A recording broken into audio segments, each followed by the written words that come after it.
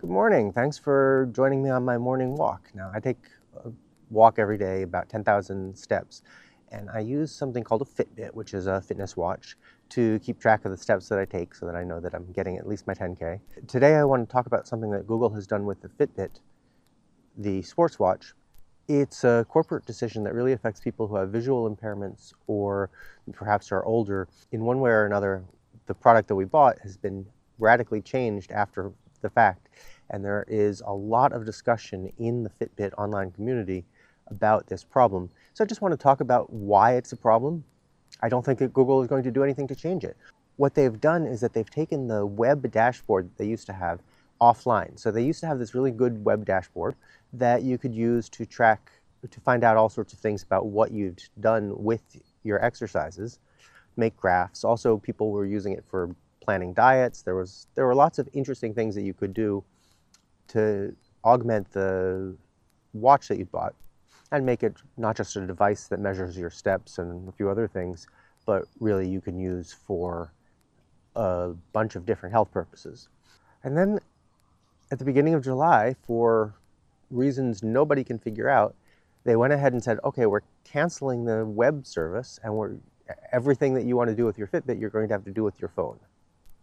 Now, there are two things about that. One is a lot of the things that you could do on your web browser, you can't do on the phone. There are simply a lot of things that aren't there.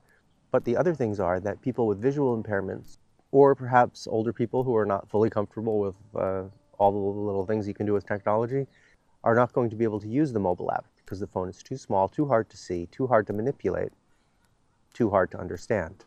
Now, with my visual impairment, at the distance I'm looking at the camera, I don't actually need to occlude an eye, but you can see that I actually only have one functional eye. And that makes a big difference when I'm trying to use something like a mobile device. It makes a lot of squinting and becomes quite difficult to see. Other people have other visual impairments.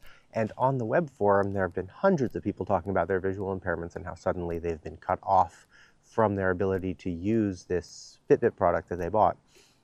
Similarly, using the small screen on a mobile device is quite a difficult challenge in many cases. What I'll do when I get home is cut away to a game that I play sometimes on my mobile phone that's really quite hard to do with my thumbs. And you'll imagine what it is like to try to do much more complicated things with much smaller text when you're manipulating the Fitbit app. So when they cut off the web dashboard at the beginning of July, I got in touch with the department that seemed to be responsible for things dealing with accessibility. And they said, oh yes, okay, so we'll escalate this. And that was July, and this is the end of September, and of course, silence. A whole bunch of other people on the forum have also tried and gotten a zero response. Basically, the Fitbit people, which is now owned by Google, have decided we are not going to respond to the people who bought our product on the presumption that they would be able to use this dashboard that was advertised and was part of the product when they bought it. For my own uses, it's just disappointing, and when this Fitbit dies, I will move to a different company and find something else that satisfies the needs that I have. But it talks to two things that I think are important to highlight. One is the way user interface designers produce products for people with visual impairments, or don't produce products for people with visual impairments. Because you have to think that a lot of the people who are doing the designs are 20-somethings, 30-somethings, people with good eyes.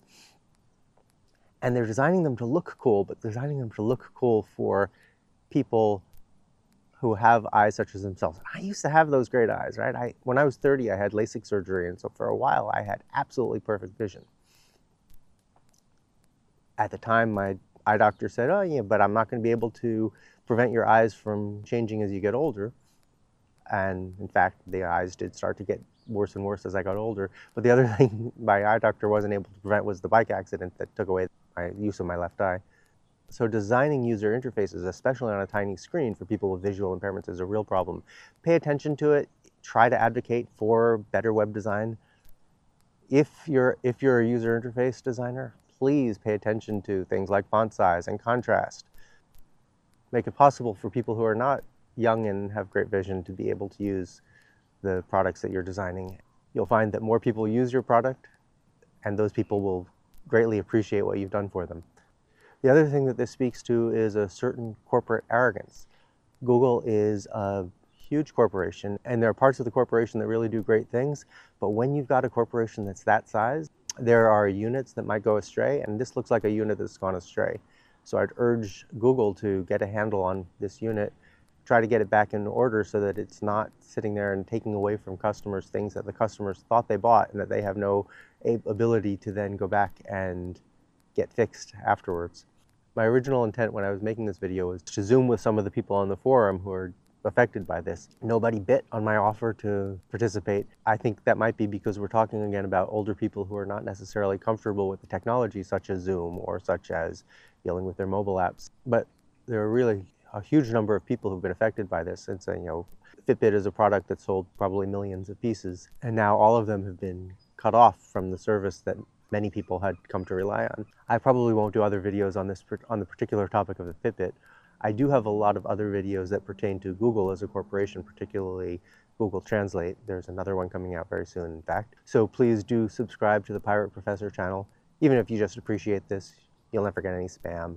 You'll just help bump up my videos in the algorithm in general without bothering yourself. So that would be really helpful if you subscribe.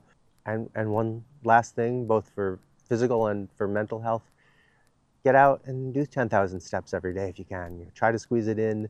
It's really changed my outlook on the day ever since I've started doing it. And if you can get a fitness tracker or keep track on your phone of how many steps you're doing, that'll help you do it. Personally, having that verification coming through that I've hit 5 figures of steps every day is a real incentive. So if that works for you and helps motivate you to get out and get healthier, do it, get out. It's a beautiful day right now, so I'm going to continue with my walk, and I will see you in the next video.